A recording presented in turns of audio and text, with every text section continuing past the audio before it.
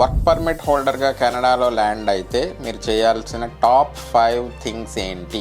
Number 1, మీరు land అవుతున్నప్పుడే ఎయిర్పోర్ట్లో sin నెంబర్కి అప్లై చేయాలి. ఎయిర్పోర్ట్లో ఆ సిన్ సెంటర్స్ ఉంటాయి.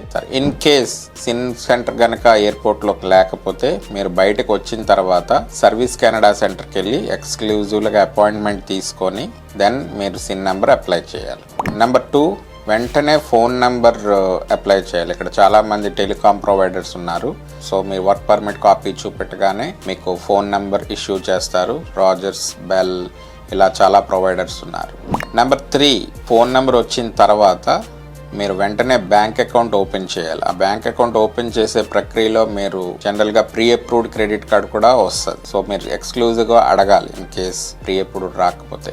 నెంబర్ 4, ఏ ప్రావిన్స్లో అయితే ల్యాండ్ అవుతారో మీరు వెంటనే ఆ ప్రావిన్స్ సెంటర్కి వెళ్ళి, అది సర్వీస్ ఒంటారియో,